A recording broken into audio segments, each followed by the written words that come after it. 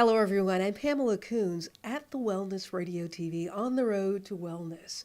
I am really working so hard at trying to find that place that brings me peace. I want to share it with you.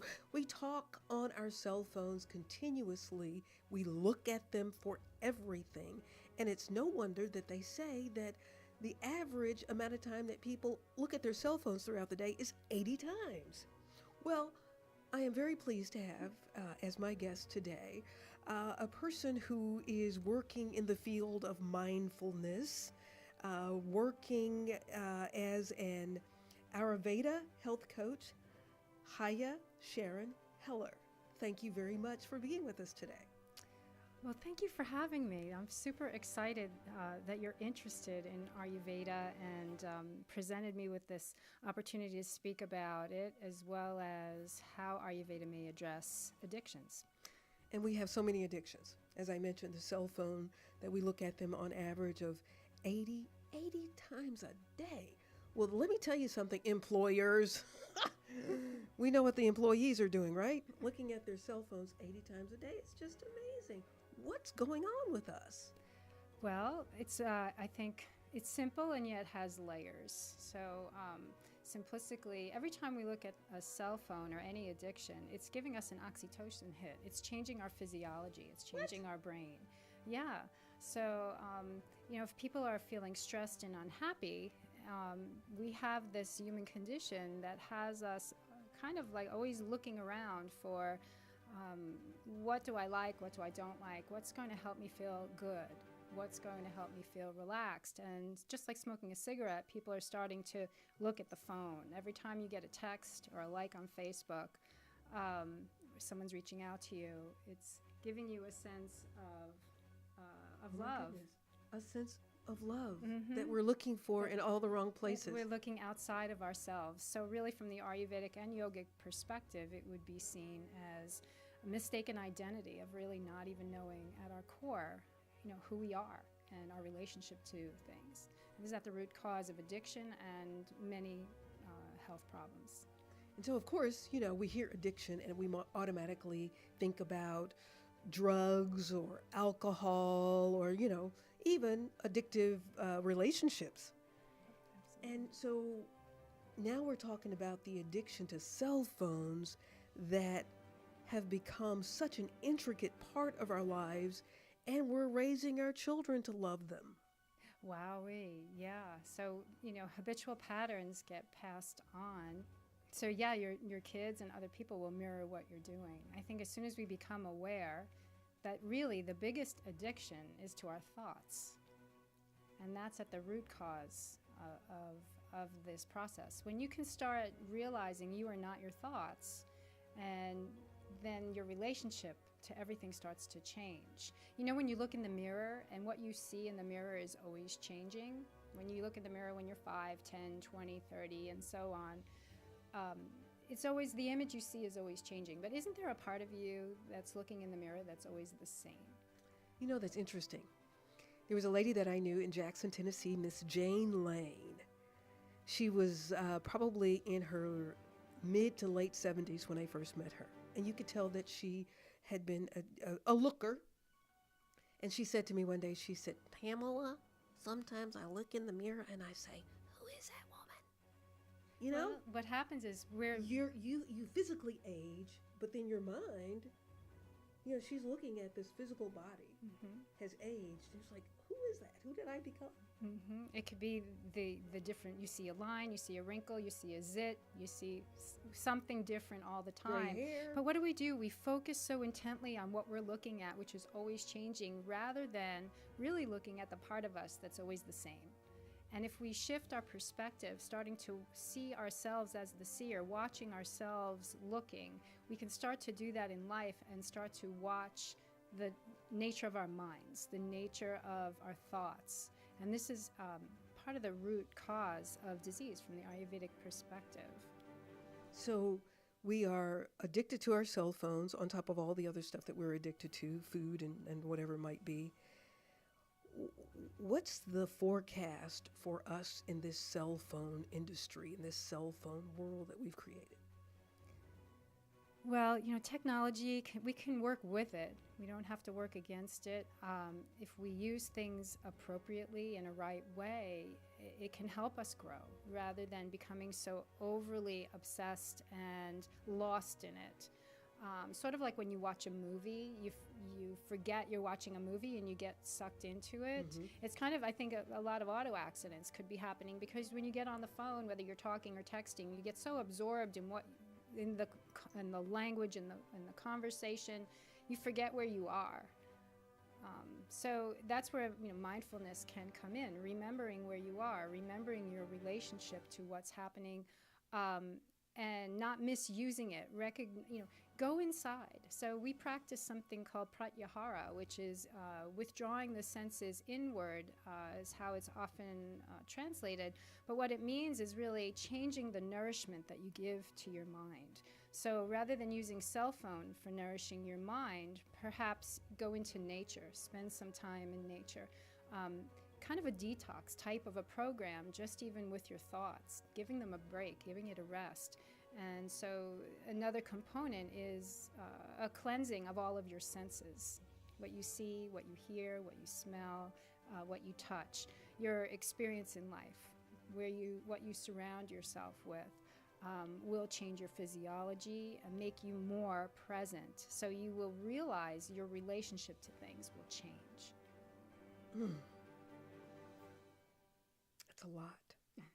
Take a moment to digest that. And so for those of us who are in the midst of this, and Lord help us with our little children, because some of these little bitty 3-year-olds can work some of these devices better than I can. And so how do we start in baby steps of weaning ourselves and becoming more mindful of how this superficial device is making us feel and replacing it with something else? Well, we don't want to use suppression. Some people think they have to be very willful and, I will not do it. And it's really a form of suppression. They're not relaxed and they feel like they're depriving themselves of something, and they actually get more agitated. And then they'll end up doing the activity twice as much. So taking a different approach, really making change at a more subtle, more cellular level, and something as simple as being aware of your breathing. So breathing is a feedback loop to the mind and the nervous system. They work together. And the nervous system governs really a lot of the functioning of your body. It governs how quickly things empty out of your stomach. So if we're more relaxed, we call it a rest and digest. Your body will work more efficiently. You'll free up more energy. When you have more energy, you feel more creative, enthusiastic. So you may not slip into more harmful or more negative forms of behavior. You'll be more positive in general in life, and that's part of the definition of health from an Ayurvedic perspective, is having a bright, shining soul, being enthusiastic about life. So when your body's functioning optimally, it will digest your food and your experiences well, and you'll have more energy and more clarity. Wow. Haya Sharon Heller is an Ayurveda health coach here in the Gainesville, Florida area, and you offer classes and you teach people how to do this. How are we receiving of this way of living? That's a great question. So what I see a variety of things in the people that come to see me. In the general population, you can see we have so much knowledge. We're drowning in knowledge and information, actually. But why do we still have so many chronic conditions? Why are people still having digestive discomfort, etc., or reaching for things to help them relax rather than just being relaxed? Being relaxed is actually our natural state of being, and we're just living so far removed. So what I see is, and actually the National Health Foundation, or the National Coaching Foundation, has studied this, that it takes 6 months to really have a good change, where you're really re-engineering your patterns at a deep cellular level without backsliding. And from the Ayurvedic viewpoint, we also look at the process of fully digesting, whether it's your food or your experiences, takes a cycle of 40 days. So I've developed a Ayurveda method, or Ayurvedic health coaching programs, that I have a 6-week course. So that gets you started and gets you through the first 40 days. I also have a one-on-one program that's set up where you see me once a week for the first 4 weeks to get you jump started, and then come once a month for a total of 6 months. And this way, you know, I can follow you, I can help coach you, we can work week by week, you know, peeling away layers to the obstacles to someone's success. Yeah. And so this is a process that works with any addiction. Yeah, Yeah. it can. Yeah. Sharon, Haya, am I saying it right? Haya, yes. Haya, Yes, thank yes. you very much Thanks for for- being here. I appreciate you allowing us to come in the studio today and to share this vital information with those who are looking to live a more holistic, harmonious life, and that's our goal. You know, this is what I think I want to start doing, and I encourage you to do this too. Before we reach for the cell phone to look at post, if you really want to count some likes, go outside and look at the trees. Count some leaves, because that's God's way of showing you how much He likes you. That's what I want to do. I want to go count leaves and enjoy nature, because studies have shown the more we spend time in nature, the better we feel emotionally. There's no study that says we feel better emotionally because we're looking at electronics, right? Right, and you know, maybe make some dates with your friends and eat with them and play with them rather than just staying on the phone. You know, and turn the phone off and be really present for those that are really close to you, because often they're feeling, they could be feeling abandoned, and then they turn to their phone, et cetera, down the line. Down the line while you're sitting there eating. How many times do you go out to eating? You see both people sitting at the table and everybody's on the cell phone. Right. And even though, you know, it used to be very adorable when you'd see the old films, even if you see a couple sitting there in silence, there's still something in that silence that's quite beautiful, that you can sit with someone, be present. You don't have to fill the void you don't have to fill it with words necessarily. You know, but within that silence is where, you know, a deep, purposeful conversation and connection can Really? come from. I thought you had to be talking. Blah, blah, blah, blah, blah. It will spontaneously come. But I think we want to get rid of the noise so that when we're really communicating.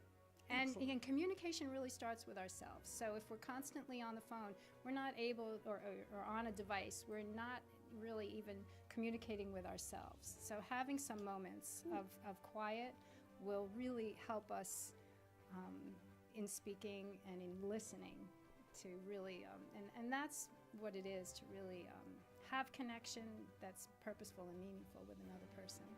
You have so much good information to share. Can we come back? Can we do some more shows? That would be wonderful. Yeah, I would love that to. would be I excellent. would love it. Excellent. I'm here with Haya Sharon Heller, Ayurveda health coach here in Gainesville, Florida. On the road to wellness at the Wellness Radio TV. I'm Pamela Coons. Thank you for joining us. Remember, there is healing at the well.